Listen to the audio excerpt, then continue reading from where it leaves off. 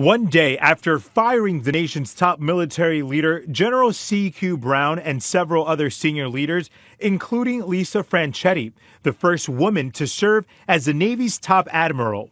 President Trump touting his federal firing spree to a crowd of supporters gathered at the Conservative Political Action Conference on Saturday.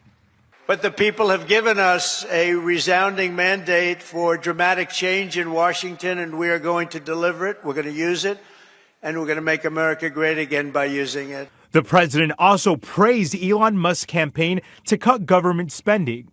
He's doing a great job, and he doesn't need this either. He doesn't need it, but he wants to see, he's a patriot. People said, well, what official position does he have? I said, patriot. Oh, they didn't know. All this comes as the Pentagon prepares to lay off 5,400 civilian workers beginning next week in the first round of cuts. That could total tens of thousands as the Pentagon aims to cut between 5 and 8% of its civilian workforce. Layoffs also hitting the Federal Aviation Administration.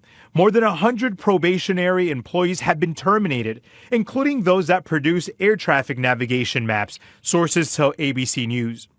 Johnny Fernandez, ABC News, New York.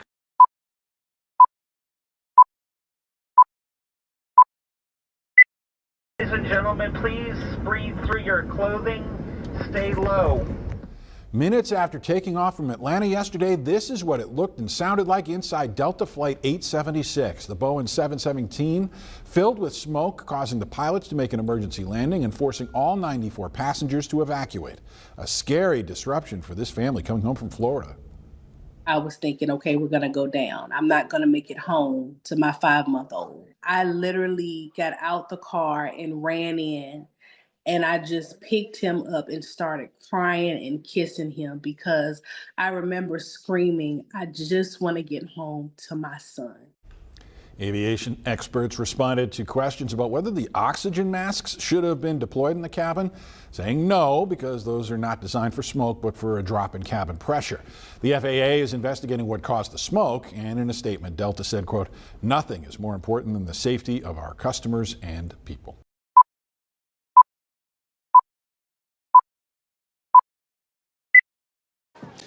In the meantime, very different scene at what was supposed to be Tiffany Henyard's watch party. WGN's Ben Bradley has her message following the defeat. Tiffany Henyard was a no-show for her election night party after it became clear that she would lose in a landslide. I did speak with her by phone. She said she accepts the election results. She said, the people have spoken, and God must have a different plan for me. It was a far cry from the tone that she struck earlier in the day when she insisted that she would win in spectacular fashion. Hey, y'all. Hello. Hey, Tiffany. How y'all doing? Tiffany Henyard defiant on this decision day in Dalton. Is there anything in hindsight that you would have done differently over these last 4 years? Yeah, I would have told on the trustees sooner. The trustees she refers to are her former allies. 4 years ago, they ran as a slate, with Henyard promising transparency and accountability. Instead, Mayor, we've left you voicemail messages. We had to go to the Illinois Attorney General's office to get you to turn over documents. Residents got a self-proclaimed super mayor who spent tax dollars on travel, self-promotion, and a questionable cancer charity. All of it exposed by WGN Investigates, and now the subject of an ongoing FBI investigation. But why should residents pay for you to stay at the Four Seasons and a $10,000 bill in New York? We're talking about first-class the election today, so you guys want some good Those issues are on the ballot, We've been talking about the same thing for 4 years. I've answered every question possible. You've never answered that. So if you guys want to talk about me winning this seat this evening, let's go. I'll sit down with any of you, but I want some positive press for a change. Local Democrats refused to slate Henyard for her other job, Thornton Township Supervisor, but she told me that she plans to run as a write-in candidate. That election is April 1st. She also said she's not ruling out a run for higher office, but wouldn't speculate about what that could be.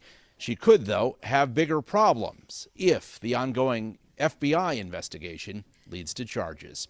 In Dalton, Ben Bradley, WGN News.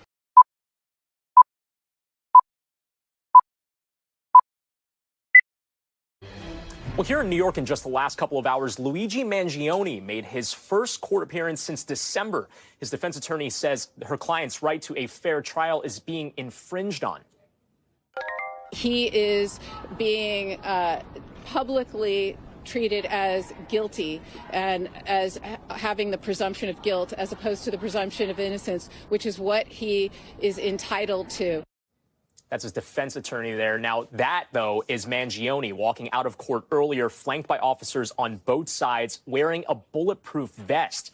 Mangione is facing 11 counts in the state of New York, including first-degree murder and terror charges for killing United Healthcare CEO Brian Thompson in front of a New York City hotel last year. It's a case that drew national attention and sparked a broader conversation about the American healthcare industry. Now, Mangione has pleaded not guilty to the charges, but he's also facing federal charges in Thompson's killing. Prosecutors have said that case, as well as the New York case, will move forward on parallel tracks. The state charges are supposed to go to trial first, but the date for that is still TBD. Now, in a statement on a website for his legal defense, Mangione says, quote, "I am overwhelmed by and grateful for the support that he has gotten," which he says transcends, quote, "political, racial, and even class divisions." Stephen Romo is outside court in New York. So, Stephen, a pretty quick court proceeding today. What else did prosecutors and the defense go through today? Yeah, Brian, it was quick, which was not a surprise. This was a status conference with the different parties basically giving an update on where things stand in the case. Now, Mangione's attorney, Karen Agnifilo, did spend quite a bit of time talking about what she has not received in the case. She acknowledged that the discovery process has started, but said she still does not have any of the police paperwork in this case. She expressed some frustration there. And she also pointed out that Mangione is being prosecuted for the same event in 3 different areas. We have the Pennsylvania area where he was picked up by police 5 days after that shooting happened. Of course, the murder charges in New York and the federal prosecution that is also happening.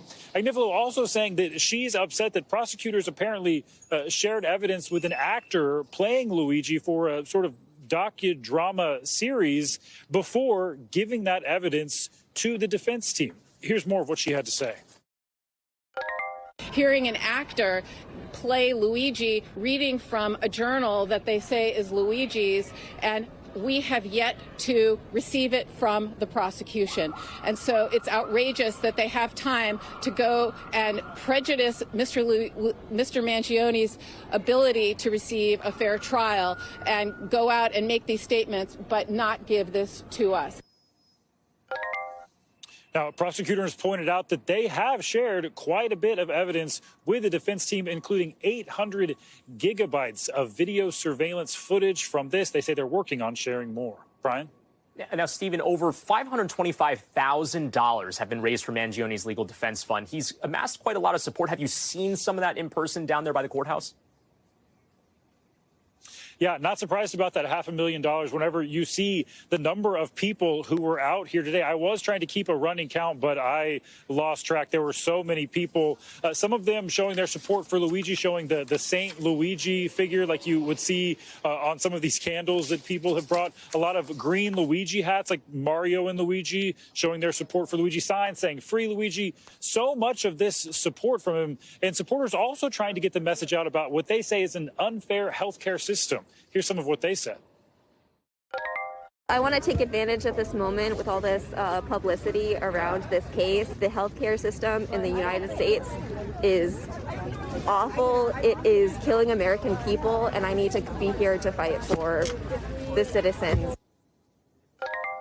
And this is just the very beginning of what is going to likely be years of these hearings for these 3 separate cases that Mangione is facing for this murder case involving Brian Thompson.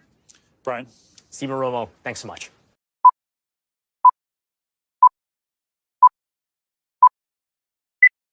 New information this morning on the shocking death of actor Gene Hackman and his wife. They were discovered inside their home in Santa Fe on Wednesday after a neighbor called police to conduct a welfare check. Now, a man who identified himself as the subdivision's caretaker called 911 after finding the bodies. Santa Fe 911, what is it? Emergency? Hello, my name is Ron Begay. I'm the caretaker for Santa Fe Summit. I'm here about past 10,000 waves. I think we just found one deceased person inside the house. What's the address here? There's no address. There's no address. I'm going to wait for you at the gate. I'm going to wait for you to please send somebody really quick. Okay. Are they awake? I have no idea. Are they breathing? I have no idea. I'm not inside the house. It's closed. It's locked. I can't go in. But I see them. She's laying down on a floor from the window. Okay. Are they moving at all? No, dude, they're not moving. Just send somebody out here really quick. Okay, my units are on their way, okay? Right now, authorities calling their deaths suspicious. Meanwhile, tributes are pouring in for the beloved two-time Oscar winner. NBC's Dana Griffin reports. Chilling new details in the death of legendary actor Gene Hackman and his wife of 34 years, Betsy Arakawa. You know, all I can say is they have been deceased for quite a while. Their bodies found Wednesday afternoon after a groundskeeper called 911 after arriving at their Santa Fe, New Mexico home and seeing them through a window. Are they moving at all? No, dude, they're not moving. Just send somebody out here really quick. Authorities are investigating the deaths as suspicious, but have already ruled out a carbon monoxide leak and say there were no obvious signs of foul play. There was no indication of a struggle. There was no indication of anything that was missing from the home or disturbed. When deputies arrived, they located the body of Hackman's 65-year-old wife in a bathroom located near the front door, which was open according to the warrant. Officers noted an orange bottle of prescription pills scattered on the countertop and a space heater near her head, which detectives say could indicate she fell abruptly to the ground. 95-year-old Hackman was found dead in a mudroom near the kitchen according to the warrant. It states his cane was next to him, indicating he may have fallen and was unable to get up. Deputies also found the couple's German Shepherd dead in her crate. The warrant says both Gene and Betsy's bodies showed signs of decomposition. This is an investigation, so we're keeping everything on the table. You know, I think the autopsy is going to tell us a lot.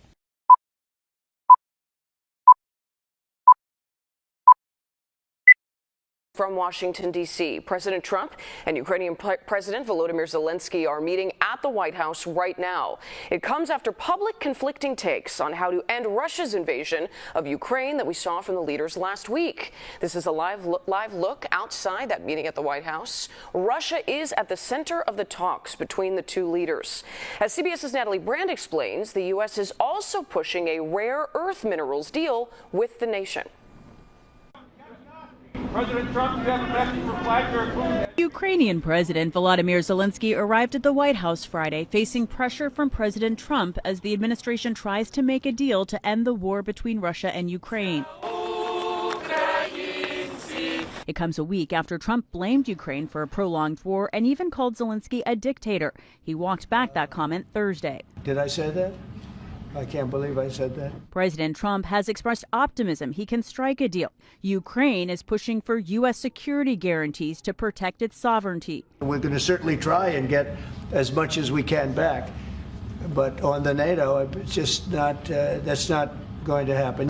The two leaders are also expected to sign an agreement giving the U.S. access to the country's rare earth minerals, something President Trump wants as payback for billions spent in military aid. Ukraine has everything from graphite and uranium for nuclear fuel to coal and rare earths. Grace Baskarin of the Center for Strategic and International Studies says the U.S. has been looking for ways to boost its supply of valuable minerals used in everything from electronics to military equipment. China dominates the market. The big challenge is that we only have about 1.5% of the world's rare earths. So we source a lot of them from abroad, or we need to source a lot of them abroad. A lot of it is, again, it's a reducing the reliance on China narrative. But experts say mining takes time and may not yield benefits for another 20 years. It will also require security and peace in the region. Natalie Brand, CBS News, the White House.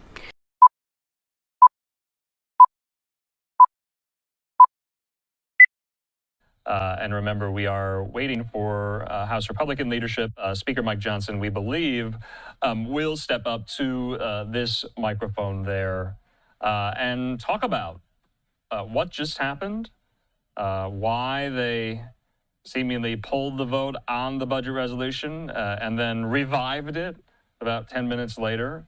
And so wanted to make sure that we don't miss a thing here. Actually, here's Speaker Johnson. Let's watch. Thank you all for staying on a long night. We got it done. We had the requisite number of votes to move this process along, and now passing the budget resolution in the House that will go to the Senate. This is the first important step in opening up the reconciliation process. We have a lot of hard work ahead of us, but we are going to deliver the America First agenda. We're going to deliver all of it, not just parts of it, and this was the first step in that process. So grateful to my colleagues who worked so hard to get us here, and to all the leaders of the chairs of the committees of jurisdiction. Chairman Arrington did a great job on the Budget Committee, and Chairman Smith on Ways and Means, and all of our colleagues who worked on this. So a lot of work yet to be done, but we're going to celebrate tonight, and we'll roll up our sleeves and get right back at it in the morning. Thank you so much. What were the promises that you made? What were the promises you made?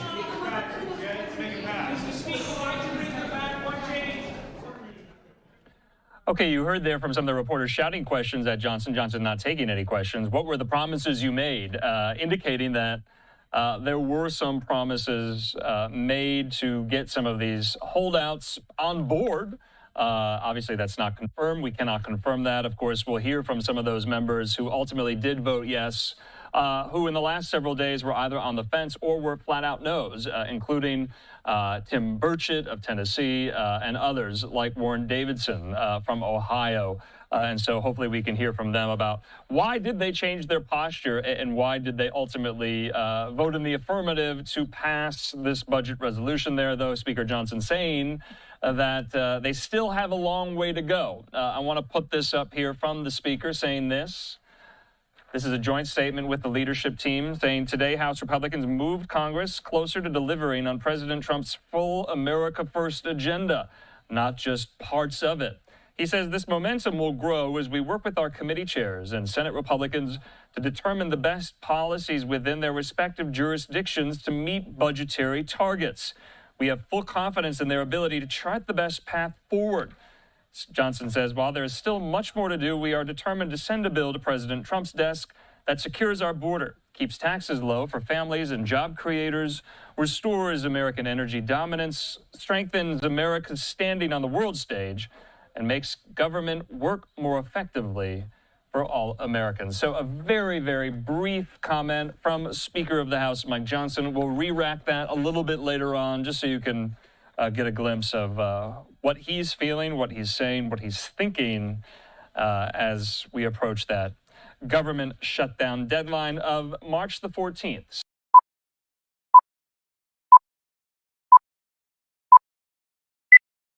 Well, for the first time since taking office, President Trump will meet with his entire cabinet and Elon Musk today. This as fired federal workers are voicing anger to lawmakers. And as several DOGE workers under Elon Musk have resigned, saying they won't use their knowledge to jeopardize Americans' sensitive data.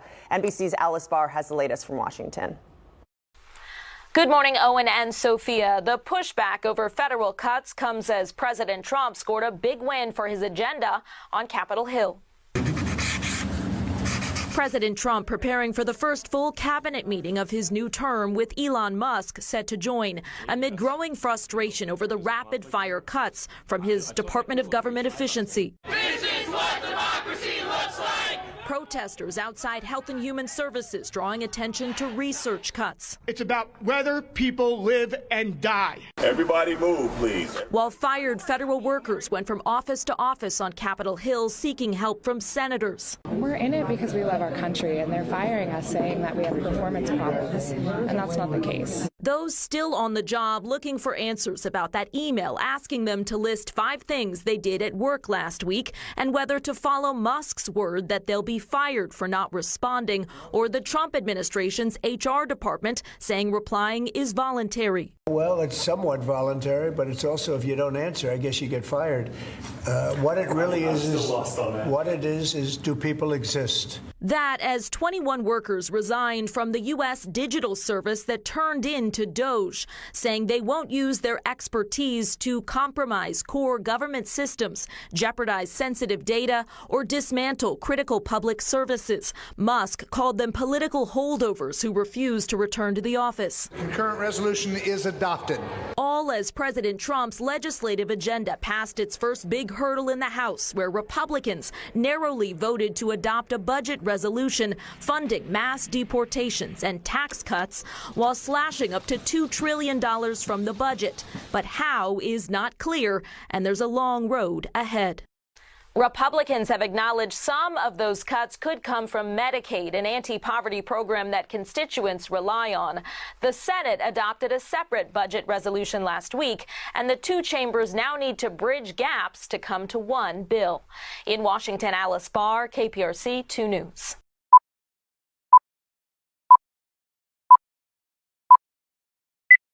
We have developing news tonight. A memorial is growing as a Pennsylvania community mourns the loss of a police officer. The officer was killed in the line of duty when a gunman opened fire inside the UPMC York Memorial Hospital. Several others were also injured in what investigators are calling a targeted attack. Authorities say 49-year-old Diogenes Archangel Ortiz walked into the intensive care unit at UPMC York Memorial Hospital around 10:30 a.m. York County District Attorney Tim Barker says he was armed with a handgun and zip ties and took multiple staff members hostage. Mr. Diogenes Archangel Ortiz came out holding at gunpoint a member of the UPMC staff who was also had her hands tied. Gunfire erupted when officers tried to engage him. West York police officer Andrew Duarte was killed. This is a picture of him as an officer in Denver, where he worked from 2017 to 22. 2 police officers were also shot and wounded, along with a doctor, nurse, and custodian. The DA's office says Archangel Ortiz, who was also killed in the shootout, visited the ICU earlier this week for a, quote, medical purpose involving another individual, and that he went back with a mission. If you are arriving at a hospital with a firearm and zip ties and immediately proceed to a specific area and engage in these actions, that this was targeted. Governor Josh Shapiro praised those who tried to stop the violence. The act of extraordinary bravery and courage by the healthcare workers here, by the law enforcement professionals who ran toward danger to keep people safe. We need to rally around our healthcare workers. Tonight, we pray for this community, and especially for the Duarte family. The wounded officers and staff members are in stable condition. No patients were injured.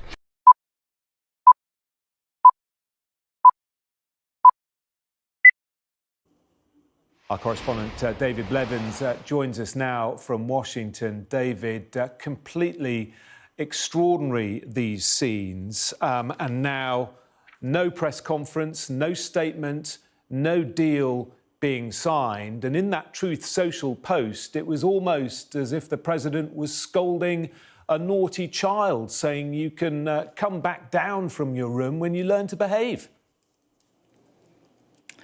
Jonathan, a moment without precedent in living memory in the United States, where a meeting of 2 heads of states comes to an end in such a disastrous fashion. And in the last few minutes, we're also hearing from Fox News in the United States that a White House official has told them, and I quote, Trump kicked out Zelensky. He did not walk off on his own. The rare minerals deal was not signed.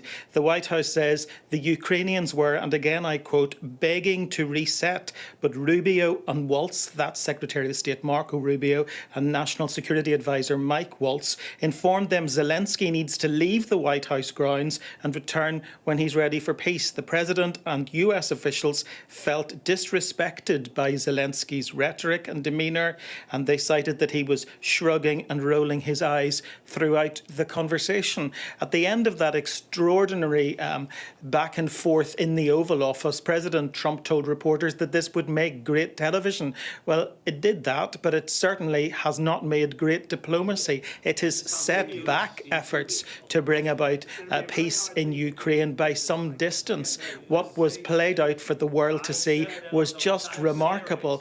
It really began when President Trump Trump suggested that he was not aligned with Russia or Ukraine, but was somewhere in the middle. If that statement from a president of the United States doesn't tell you that the geopolitical plates have shifted, nothing ever will. And then, of course, President Zelensky wanted to know what diplomacy meant, because he says Vladimir Putin doesn't honour ceasefires. That's what prompted the Vice President J.D. Vance to intervene and accuse him of being disrespectful. And it ultimately came to the point where President Trump then said that he was gambling with World War III. Don't tell us what we're going to feel in future. You're in no position to do that. Make a deal or get out. Well, they didn't make the deal, and he has got out. And right now, I think it is a defining moment for Ukraine, for Europe, for America, and arguably for the world.